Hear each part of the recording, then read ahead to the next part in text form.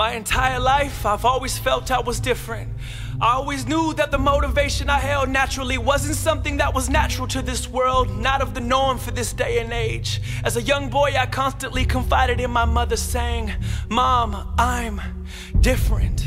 I see it differently and I'm going to do something different." As a young man, I was not even aware of what those very words meant yet. As life went on, I was groomed by the very obstacles that stood in my way, and how I overcame them soon became the very character and personality I would one day be defined by. That's all we are though, right? Just human beings who were categorized by how well we hurdle life's many, many hills, rivers, and mountains.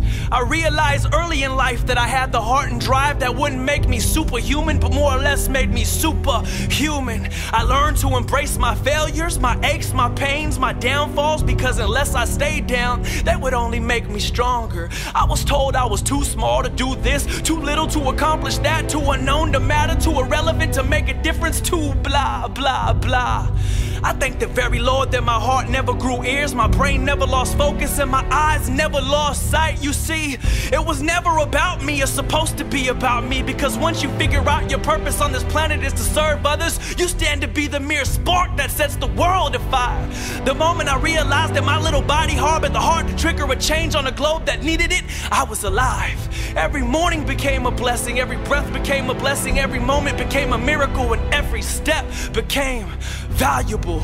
Time is an ongoing current that washes us all away with every sweeping past. But what if I did something that stood the test of time? What if I made an impression so deep, so big, that even if I was forgotten, my message wasn't? I took an oath with God upon the realization of my capabilities that I would use my life for the greater good. I would never become another robot in a system of numbers, paper, and wasted energy floating away in the current of time only to be cycled out. No, not me.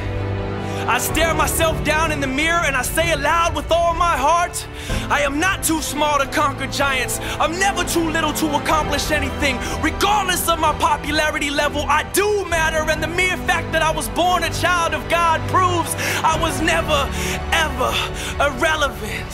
Understand something, please. I am among this world, but not of this world.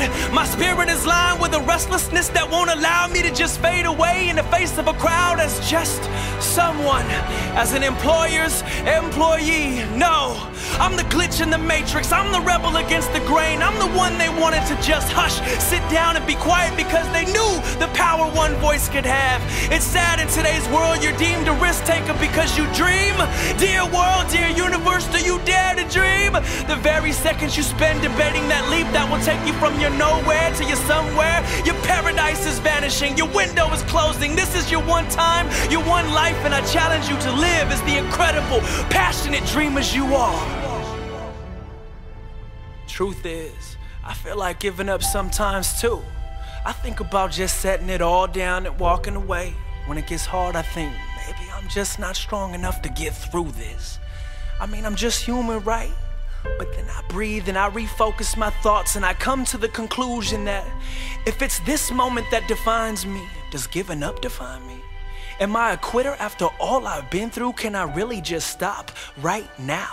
Can I myself become the very contradiction to the words I've preached to those that listen? Am I comfortable with allowing a tiny dash between the year I was born and the year I'll die represent my struggles, my failures, my triumphs?